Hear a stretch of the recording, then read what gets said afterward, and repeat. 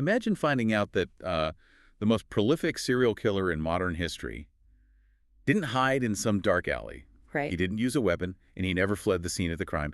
Instead, he just, calmly washed his hands, handed you a prescription, and billed your insurance. I mean, it completely shatters our fundamental understanding of safety, doesn't it? We're so conditioned to fear the unknown. The stranger in the shadows. Exactly. But we rarely, if ever, scrutinize the people standing right in front of us, under the bright fluorescent lights of an examination room. Yeah, which brings us to today. Welcome to another deep dive. Today's mission is to examine a compilation of history's most notorious cases, but we're looking specifically at the architecture of institutional predators. Right, because we want to strip away the usual true crime sensationalism. Exactly. We're trying to understand this truly terrifying subset of offenders, individuals who hid in plain sight by weaponizing absolute trust and authority. And at the absolute center of this analysis is Dr. Harold Shipman, Seemingly ordinary English general practitioner. right? Just a neighborhood doctor. Yeah, but he leveraged that respected medical authority to systematically murder his own patients. He eventually became one of the most prolific serial killers on record. Official authorities estimate he may have been responsible for up to 250 victims over his career. 250. Yeah. It's hard to even wrap your head around that number. We're going to explore what happens when the monster isn't lurking in the remote woods waiting to ambush someone. We're looking at the systemic fragility that gets exposed when the predator is the exact person you go to for healing. Which honestly requires us to completely reevaluate the environments we consider to be safe havens. Okay, let's unpack this. Because to understand how Shipman became so incredibly prolific, we really have to look at the daily mechanics of his medical practice. Yeah, the logistics of it all. Right. Think about the doctor-patient dynamic. It is inherently, deliberately unbalanced. You walk into a clinic, Yeah. and you might literally be sitting there in a flimsy paper gown, physically compromised, looking for answers. You just inherently submit to the authority of the person walking into the room wearing the white coat. Oh, absolutely. That submission is practically written into our social contract. Yeah. When a doctor gives an instruction, you follow it. When they offer a treatment, you accept it. And Shipman understood that dynamic down to its microscopic level. He knew exactly what he was doing. He really did. He realized that the white coat wasn't just a uniform. For him, it was a psychological shield. Yeah. It just deflected all suspicion. But I have to ask the direct question regarding the logistics here, because I think it's what everyone is wondering. How exactly was a neighborhood GP actively killing the people under his care week after week without raising immediate deafening alarm bells? Well, the mechanics of his crimes relied heavily on his choice of weapon and his demographic of choice. Okay. Sheepman's weapon was a lethal overdose of diamorphine, which Which is essentially just pharmaceutical-grade heroin, right? exactly. And he specifically targeted vulnerable populations, primarily older women who lived alone. Right, because if an 82-year-old woman passes away peacefully in her armchair, society is already primed to accept that outcome. Yes. It doesn't trigger the same automatic homicide investigation that a violent crime would. It just perfectly aligns with our expectations of aging. That is the crucial pivot in his methodology. He basically weaponized our societal assumptions about the end of life. Wow. A fatal dose of diamorphine profoundly suppresses the respiratory system. So, to an untrained eye, or honestly, even to a rushed medical professional arriving after the fact, a diamorphine overdose looks practically identical to sudden heart failure. Or just a peaceful, natural passing. Exactly. But he didn't just administer the poison and walk away, though. I mean, the source material details how actively he manipulated the narrative afterward. He was literally rewriting reality.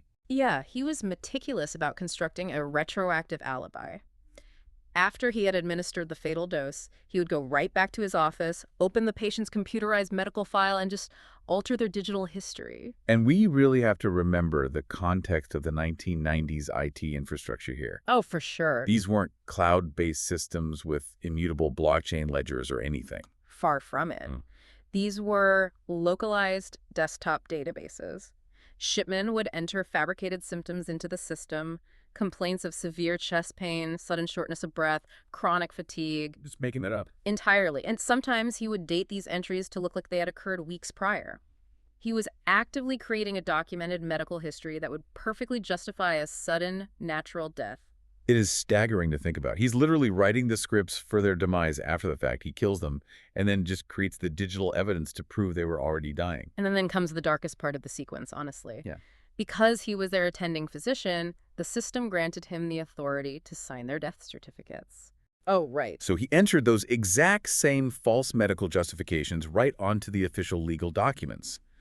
And finally, he would look the grieving families in the eye, offer his condolences, and explain that their mother or grandmother's heart simply gave out. So he was the judge, the jury, the executioner, and the coroner, all rolled into one. He controlled the entire narrative from the injection to the burial. But building that kind of elaborate false narrative only works if the people checking your math aren't really looking. Which brings us to the system itself. Right. What's fascinating here is the staggering statistical anomalies that were simply processed and filed away by the medical establishment for years. Yeah, because when you look at the raw data, the warning signs weren't just red flags. They were blinding sirens. They really were. Like, I was looking at the statistics on his practice, and the anomaly of deaths occurring directly in his clinic is just completely mind-boggling. Well, think about it. General practitioners, by definition, operate outpatient clinics. Right. These are places for routine checkups, flu shots, minor treatments. If someone is critically or terminally ill, they are transported to a hospital or they're receiving palliative care at home. The mortality rate inside a standard GP surgery is virtually zero. Zero. Yeah, zero. Yet 5 of the 15 women Shipman was ultimately convicted of murdering died right there in his clinic. Wait, 5 people dying in the actual waiting room or exam room of a local clinic. Yes. And beyond that, the death certificate ratio is even more absurd. Oh, absolutely. A normal rate for a doctor to be signing death certificates for their own patient panel is incredibly low, usually no more than 30%. Okay, so 30% max. Right, because the vast majority of patients pass away in hospitals where attending specialists sign off, or under sudden circumstances that automatically require an independent coroner's inquest. That makes sense. But Shipman was personally signing 70% of his patients' death certificates. 70%. I mean, I have to push back on the medical establishment's sheer negligence here. It's hard not to. How does a system process a 70% mortality signature rate and do absolutely nothing? It's like building a state-of-the-art bank vault with 3-foot solid steel walls, laser grids, and biometric locks, but leaving the back door propped wide open because you just assume the security guard would never steal. That is a great analogy. I mean, the system was unhackable from the outside, but completely defenseless from the inside. That is the perfect way to visualize it. You're looking for a structural defense against an internal threat. And the terrifying reality of the UK medical bureaucracy at the time was that no such defense existed. But why wasn't there an automatic audit? Like, if a number hits 40%, shouldn't a computer somewhere just lock the account and send an investigator? Because the entire foundational architecture of the medical system was built on the unshakable assumption of absolute physician integrity. Wow. The Hippocratic Oath, the directive to do no harm, wasn't just a moral guideline. It was the structural load-bearing pillar of the entire bureaucracy. The checks and balances you're looking for didn't exist because the system simply could not compute the concept of a predator operating from within the guild. So the paperwork just flowed through the administrative pipeline. Basically, yeah. A clerk saw the signature of a licensed registered GP, checked a box, and assumed everything was above board, just completely ignoring the fact that his patients were dying at totally unprecedented rates. The bureaucracy was designed entirely for efficiency and processing volume.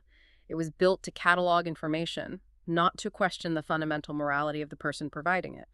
As long as the forms were filled out correctly and the digital codes matched, the machine just kept moving. Which means it wasn't a vigilant medical board that finally caught him. No, not at all. It wasn't a sudden audit of those ridiculous 70% death certificates, and it wasn't a fellow doctor blowing the whistle. Here's where it gets really interesting. It was his own sheer arrogance and a sudden shift in his motives that brought the whole house of cards down. It is the classic trajectory of a predator who has operated with total impunity for way too long. They get sloppy. Exactly. They lose their caution because the total lack of consequences convinces them they're untouchable. So let's look at what happened in 1998. One of Shipman's patients, an 81-year-old former mayor, suddenly passes away. Right. But this time, instead of just a forged death certificate, something highly unusual surfaces. A mysterious will appears, a document the victim's family, including her daughter, who is literally a lawyer, knew absolutely nothing about. And the contents of that will were breathtakingly audacious. It entirely disinherited the woman's family. Completely cut them out. Entirely. And it gifted her whole estate, nearly £400,000, directly to Dr. Harold Shipman. It's just astonishing hubris. I mean, he went from secretly taking their lives, which the system completely ignored, to openly trying to take their wealth, which instantly triggered the family's defense mechanisms. Well, think about the mechanics of that mistake. He shifted his crime from the medical realm, where he held absolute authority, Right, where he was the expert. into the legal and financial realm, where he was an absolute amateur. The forged will was typed clumsily on a Brother typewriter. The signatures were poorly faked. He just overplayed his hand spectacularly. Because a grieving family might accept a doctor telling them that an older relative's heart gave out. That aligns with their reality. Sure. But they're absolutely not going to accept that their inheritance was spontaneously diverted to the neighborhood doctor without asking some incredibly aggressive questions. And that financial suspicion is what finally shattered his camouflage. The daughter went directly to the police, and once law enforcement started investigating this blatant forgery, they began pulling at a thread that quickly unraveled his entire monstrous catalog of crimes. They exhumed the victim's body, didn't they? They did, and that is where the medical facade completely collapsed. Toxicology reports revealed lethal levels of diamorphine. Wow. And when police IT specialists seized Shipman's computer, they didn't just look at the medical records, they looked at the forensic metadata. Ah, the timestamps. Precisely. The software didn't have audit alerts like we talked about, but the hard drive still recorded exactly when a file was altered. Got him. Investigators could prove that Shipman had logged into the system and added symptoms of fatal illnesses mere hours after the patients had already died. The scale of the betrayal is just hard to wrap your head around. In 1999, he was officially charged with the murder of 15 patients. But the subsequent public inquiry audited his entire career, analyzing thousands of medical records, and they estimated the true total to be around 250 victims. 250 lives taken over decades by the very person entrusted by the state to preserve them. Just chilling. And we have to look at how his story concludes, too, because it provides a final, stark window into his psychology. Facing multiple life sentences and the absolute public destruction of his medical god complex, Shipman was found dead in his prison cell at 6:20 a.m. in early 2004. He took his own life. He never offered a confession. Nope. He never apologized. He completely refused to yield to the system. By taking his own life, he retained final control. He dictated the terms of his patients' lives and deaths for decades, and he ensured he was the one to dictate his own ending. It was just a final assertion of absolute authority. It leaves this incredibly heavy, unresolved weight.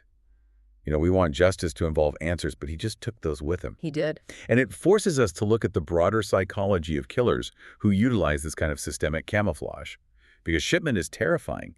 But when you look at the broader historical data, he isn't the only predator who utilized a veneer of trust to target the vulnerable. No, definitely not. If we connect this to the bigger picture, the historical record provides a really stark, horrifying contrast with another individual who weaponized the title of doctor. That would be Marcel Petiot. Oh, the infamous Dr. Eugene from Paris. Yes. During the 1940s, with France under brutal German occupation during World War II, Petiot set up what he claimed was a highly secretive escape network. He explicitly targeted Jewish refugees who were desperately trying to flee Nazi persecution. I mean, you cannot possibly find a more vulnerable demographic. No. These are people stripped of their rights, terrified, operating completely outside the protection of the law, literally running for their lives. And Petiot preyed on that exact suffocating desperation. Yeah. He used the alias Dr. Eugene and told these fleeing refugees that before they could safely cross international borders, they required mandatory vaccinations. Oh, man. They sat in his consulting room, rolled up their sleeves, and they trusted him. But the injections weren't vaccines. They were lethal doses of cyanide. And once they succumbed, he stripped them of the life savings they had sewn into their coats and just disposed of their remains. Authorities eventually discovered the remains of 23 people in his Parisian townhouse, though historical estimates suggest he may have claimed around 60 victims before he was finally caught and executed in 1946. It is the exact same perversion of care for personal gain. Both Shipman and Petiot realized that the title of doctor, acts as a skeleton key to a person's physical defenses. Right. Which brings up this evolution of what we might call social camouflage. When you look at how predators operate, there is a massive divide between those on the fringes and those embedded in our institutions. Explain the distinction you see there. We'll take Robert Hansen, for example, the notorious Alaskan serial killer. Right. He operated purely on the fringes. He would abduct women, fly them out into the dense, frozen wilderness, and physically hunt them with a rifle. His crimes required immense physical exertion and absolute geographic isolation. Or, look at Albert Fish. In the 1920s, he skulked in the shadows, targeted children, sent taunting letters to the police. His entire methodology relied on being an outsider, a literal boogeyman. Their camouflage was the physical environment, right? The wilderness, the dark alleys, the sheer scale of a sprawling city. Yeah. They relied on anonymity. Exactly. But institutional predators, they don't need the Alaskan wilderness. They don't need a dark alley. Shipman just needed a waiting room. Wow. Yeah. He didn't have to hunt his victims. He just had to unlock his clinic door in the morning, and his victims came to him, sat down willingly, and offered him their arms. And we see this dynamic outside of medicine, too, like with John Wayne Gacy. Gacy is perhaps the ultimate example of weaponizing civic and social standing. He wasn't a doctor, obviously, but he was a highly visible pillar of his community in Chicago. Oh, yeah?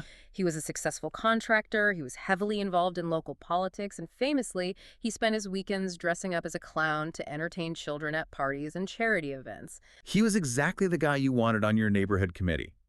Meanwhile, behind that impenetrable wall of suburban respectability, he was luring young men to his home. Yeah. By the time his paranoia led to a confession to his legal team in 1978, investigators discovered 29 bodies buried directly in the crawl space beneath his Summerdale house.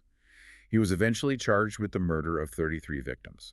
Think about the psychological defense mechanisms of the victims in all these cases.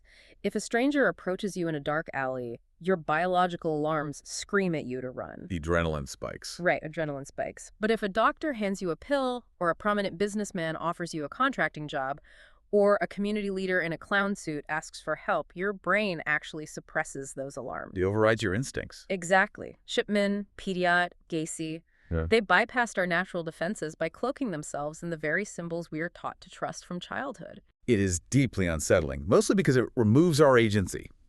We can buy better locks for our doors to keep out the boogeyman, but what on earth do you do when the threat is the person the state appointed to hold the key? You are identifying the core terror of the institutional predator right there. They don't break into the house. They are invited in, and they are literally handed the deed. Yeah. We've walked through some incredibly heavy, dark history today. We've seen how Harold Shipman didn't need to be a mastermind to take up to 250 lives. No. He just needed a medical degree, a typewriter, and a localized computer system. That's all it took. He abused his authority simply by altering digital records and signing his own death certificates, shielded entirely by his professional title. And we must remember that his reign only ended because he abandoned his medical camouflage for financial greed. Right. Not because the systemic safeguards functioned as intended. The system failed utterly. So what does this actually mean for you tomorrow morning? True crime narratives so often focus on the macabre details or the thrill of the police hunt. But the real intellectual takeaway from cases like Shipman or Pediat isn't about the gore. It is a glaring spotlight on the extreme fragility of the institutional architecture we interact with every single day. This raises an important question. When we walk into a clinic, when we deposit money at a bank, when we drop our children off at school, we operate on a mandatory assumption of safety. We have to. We assume there are rigorous, unyielding checks and balances actively protecting us from the people in charge. Right. We literally have to assume that or modern society grinds to a complete halt. You can't audit your own surgeon before an operation. But Shipman's legacy is a stark, uncomfortable reminder that sometimes those invisible safety nets are just illusions. Sometimes the entire weight of your physical safety is dependent entirely on the unverified internal morality of just one person. It forces us to ask, how many of our modern, highly complex systems still run on the dangerous, unspoken assumption that a title alone guarantees integrity? It makes you look at the world through a slightly different lens. Because, circling back to where we started, an X-ray machine is a marvel of engineering. Sure. It can show you a flawless, high-resolution image of a fractured bone. It can map your physical health with pinpoint precision. But there is no machine, no software, and no bureaucratic form in the world that can scan a room and show you the true intentions of the person standing there holding your chart. The most dangerous blind spots are anomalies. They are built directly into the foundations of the systems themselves. Something to keep in mind the next time you're sitting on that crinkly paper in the exam room, waiting for the door to open. Thanks for taking this deep dive with us. We'll catch you on the next one.